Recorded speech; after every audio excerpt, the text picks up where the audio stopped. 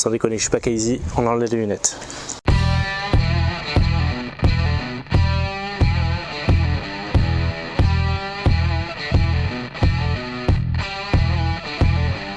Bonjour à tous et bienvenue sur Autofocus, j'espère que vous allez bien, je suis ravi de vous retrouver aujourd'hui pour cette nouvelle vidéo consacrée au Fuji X70. Pour ceux qui me suivent sur Facebook et Instagram, ça fait un petit moment que vous attendez déjà cette vidéo. Vous avez été nombreux à me solliciter, à me demander quand j'allais tourner cette vidéo. Il fallait le temps que je teste le produit tranquillement et la vidéo est disponible aujourd'hui. Donc je suis ravi de vous la proposer. Alors, ce qu'il faut savoir avant qu'on rentre dans le vif du sujet, il va y avoir deux autres vidéos.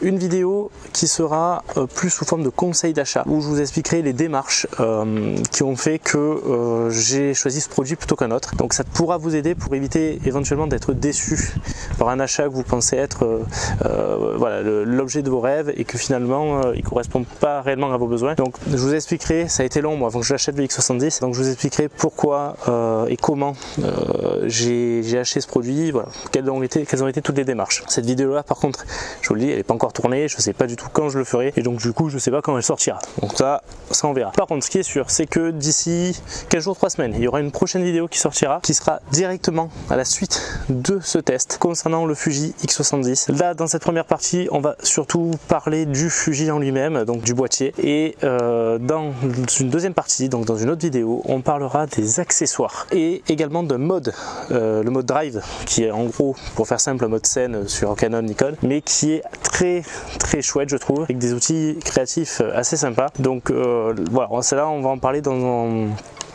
une autre vidéo, ça fera l'objet d'une vidéo complète. On se retrouve tout à l'heure, juste après la vidéo test. Je vous dis donc à tout à l'heure, profitez bien de cette vidéo. Allez, c'est parti pour ce petit tour d'horizon des différentes fonctionnalités du Fuji X70. Le X70 est disponible en deux coloris, en noir comme celui que je vous présente ou en noir et gris. Il reprend les caractéristiques de ses deux grands frères, à savoir le X100S et le X100T. Il embarque donc un capteur APS-C X30 CMOS 2 de 16,3 mégapixels, un vrai petit bijou, un système autofocus à détection de phase sur 77 points, un mode macro, entendons bien là proxy photographie, n'est-ce pas, des modes de simulation de film argentique Fuji, bien entendu, une connexion Wi-Fi, de la vraie Wi-Fi, vous pouvez directement transférer vos photos ou shooter via l'appli. Moi personnellement je l'utilise sous Android et ça fonctionne très bien. Puisque c'est un compact, attention compact expert évidemment, il faut un poids assez léger et donc on est sur un poids de 340 grammes avec carte et batterie. C'est que du bonheur, mon dos me remercie. Pour dérotiser vos RAW, il faudra simplement utiliser le logiciel SilkyPix disponible directement sur le site Fuji. Concernant l'écran, nous avons un écran orientable qui se rend jusqu'à 45 degrés vers le bas, très pratique en concert ou quand vous avez tout simplement de la foule devant vous. Pour ma part, j'apprécie grandement l'utiliser à 90 degrés pour des prises de vue en contre-plongée, ça évite de se casser le dos. Enfin, il s'oriente également à 180 degrés en mode selfie. Coucou!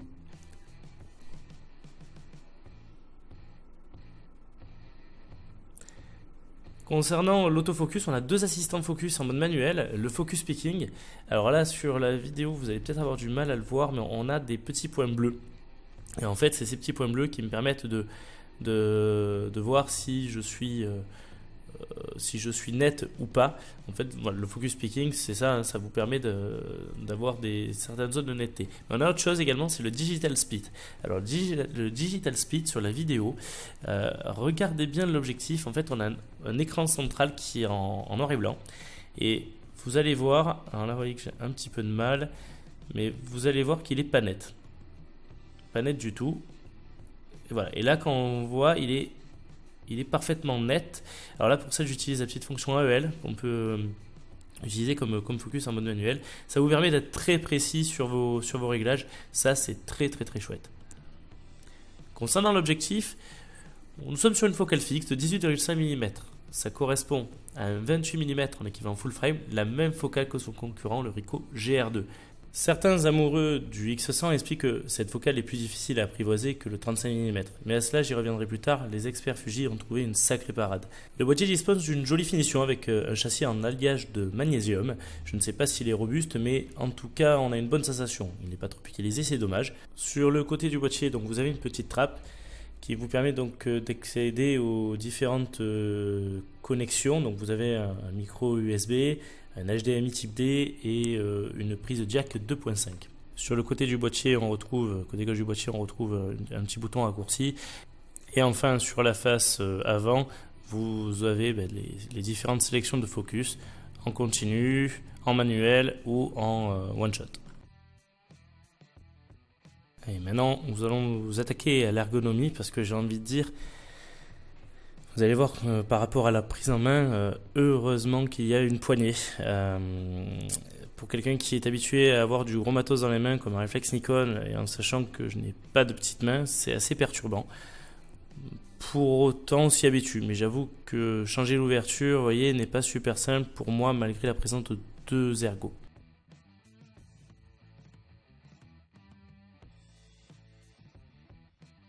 Passons désormais à l'arrière du boîtier.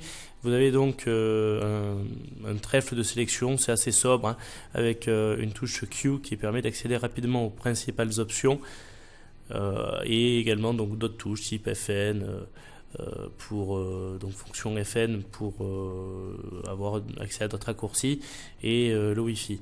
Il y a une petite molette qui est assez simple et qui vous permet, vous voyez, là je suis en train de sélectionner si je veux du RAW, du JPEG ou autre, donc c'est assez simple d'utilisation.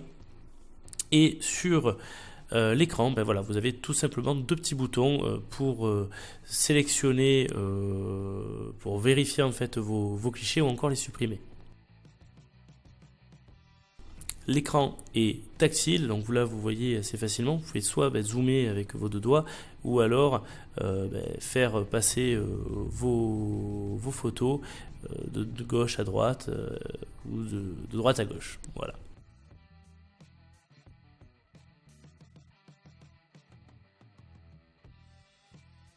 Sur le dessus du boîtier, on retrouve évidemment la griffe du flash. A noter que je l'ai testé avec mon flash Yongnuo, ça marche à merveille. Vous retrouverez la molette de réglage et de compensation d'exposition qui n'est pas censée rappeler ce qu'on pouvait voir sur les anciens boîtiers argentiques. J'ai fortement apprécié.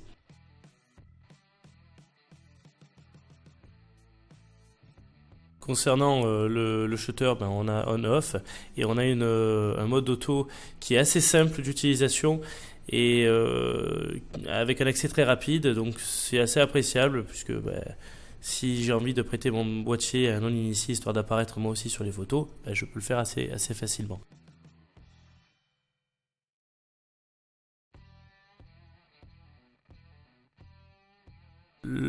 Et là donc on a ici le bouton record. Alors vous voyez que je fais ça avec le pouce. C'est déjà l'une des critiques qu'on peut faire. Il est assez difficile d'accès. Je ne sais pas du tout pourquoi ils sont allés me le mettre là, celui-là, mais du coup il est assez difficile d'accès pour moi qui est de grosses mains là encore, et surtout qu'il est extra plat. Concernant la machine en elle-même, qu'on se le dise, le Fuji X70 est une arme de guerre. J'ai trouvé la gestion du bruit très bonne pour un boîtier de ce gabarit, la taille du capteur ayant très certainement son effet. Les fichiers JPEG sont exploitables jusqu'à 6400 ISO, au-delà ça devient plus compliqué comme bien souvent. Donc là vous voyez j'ai fait différentes photos à des sensibilités différentes pour que vous puissiez voir donc la gestion. Vous voyez que là à 1600 ISO c'est tout à fait correct, à 3200 très correct aussi. À 6400 on commence à avoir quelques petites, un peu de bruit, mais bon voilà. 12800 ISO, là c'est très moyen. 25600 c'est dégueulasse. Et alors à 51200 c'est hyper dégueulasse. Voilà. La qualité des JPEG est tout simplement hallucinante. Moi qui habituellement shoot en RAW, j'avoue m'être laissé tenter et séduit par le côté obscur de la force en shootant quasi exclusivement en JPEG. Oui, vous avez très bien entendu. Vous pouvez en effet augmenter la plage dynamique des JPEG jusqu'à 400%, permettant ainsi de récupérer un max d'informations en post-prod. Moi personnellement, je le laisse en automatique, il me gère ça tranquillement. La preuve avec cette photo, je vous remercie d'observer le ciel attentivement. Attention, et boum! Voilà, en jouant juste avec quelques curseurs, la photo change complètement. Et voilà, en sachant que, là vous voyez l'avant-après. c'est 2 JPEG, hein. Il y a aucun RAW là-dedans. Le fichier de gauche et donc le fichier JPEG que j'ai eu donc sur mon shoot, et celle après en post-prod en ayant récupéré juste voilà, j'ai joué avec quelques curseurs, quelques micro-contrastes, et puis c'était bon. Le boîtier propose également un téléconverteur. Je m'explique. Vous pouvez transformer votre optique en 35 et 50 mm. Contrairement à certains détracteurs qui disent que c'est un crop de l'image, ce qui est vrai pour le Ricoh GR2 où le nombre de pixels est réduit, c'est faux pour Fuji. Que vous soyez en 28, 35 ou 50 mm, vous conservez toujours le même nombre de pixels. J'ignore comment Fuji est arrivé à une telle prouesse, mais c'est fabuleux, croyez-moi. D'ailleurs, le petit nouveau, le X100F, est d'ailleurs équipé de la même technologie. Donc là, vous voyez l'équivalent à 35 mm. Donc on a exactement le même nombre de pixels, et à 50 mm, toujours le même nombre de pixels que vous pouvez observer en haut à gauche. Concernant la vidéo, je ne vais pas trop m'attarder dessus, mais simplement, voilà, il n'y a pas de 4K et il shoot, vous pouvez filmer en 1080p à 60 images par seconde. Je m'y attarderai pas trop dessus parce que je ne suis pas du tout un vidéaste et je l'utilise vraiment comme un accessoire photographique et non vidéo. Voilà, c'est déjà la fin de la présentation de ce boîtier. Concernant les avis positifs et négatifs que j'ai préféré tout vous mettre dans un seul et même tableau. Le côté positif, c'est qu'on est sur un capteur APS-C identique au X100S et X100T, donc qui est ultra performant. Un objectif qui pique des 2.8, une très bonne gestion du bruit, un écran inclinable, il y en a peu sur le marché et je crois que c'est le seul avec capteur APS-C. Convertisseur de focale intégré sans perdre de mégapixels directement à la prise de vue. Voilà, ça, pour moi, c'est le top du top. Petit bémol, donc pour ceux qui veulent absolument shooter en RAW, ça ne peut se faire qu'en JPEG. Mais attention, la qualité des JPEG, bordel, c'est un truc de malade. La fonction de simulation de film argentique est également très sympathique. Je le trouve personnellement aussi bon qu'un réflexe et le déclencheur est hyper silencieux. Pour les négatifs maintenant, c'est la bague de diaph qui est un peu trop étroite pour les gens ayant de grandes mains. Je l'ai déjà dit plusieurs fois, il n'est pas très simple pour les gens qui ont de grandes mains. Le bouton d'alimentation est très sensible, vous avez vite fait également de le laisser allumer dans le sac. Moi un jour j'ai retrouvé l'appareil totalement déchargé et en fait j'avais pas fait attention, mais de off il était passé en on, parce que je l'avais mal mis, tout simplement. On a un bouton record du mode vidéo qui est super mal placé et puis en plus ils auraient pu le faire un petit peu bombé, ça c'est un petit peu dommage. Et concernant l'objectif, on a un objectif qui ouvre à 2.8 seulement. J'aurais vraiment aimé qu'on conserve l'ouverture à f2 de la série X100. Concernant la prise de jack, prise jack 2.5 et non 3.5, j'y reviendrai dans une autre vidéo. Et le viseur également, j'y reviendrai dans une autre vidéo qui est vendu séparément. Donc voilà, ça c'est pour moi le côté négatif. Maintenant, on est quand même sur un boîtier qui est que je trouve très propre, très beau en plus et hyper petit quoi.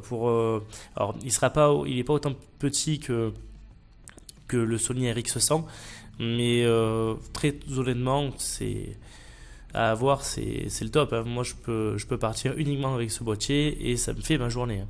Voilà, cette vidéo est maintenant terminée, j'espère qu'elle vous a plu. N'hésitez pas à la liker, à la partager et surtout, pour ceux qui ne sont pas encore abonnés, à vous abonner à la chaîne. N'hésitez pas à surtout activer les notifications, c'est important, de telle sorte à ce que vous ne manquiez rien. D'ici 15 jours, 3 semaines, comme je vous ai dit en début de vidéo, je publierai la deuxième partie qui sera donc consacrée au mode drive et aux différents accessoires que vous pouvez trouver pour le Fuji X70, ceux achetés et ceux qu'il faut éviter. Voilà, sur ce, vous savez tout. Que vous ayez un réflexe, un bridge ou même un compact, le plus important, shootez. Allez, ciao tout le monde.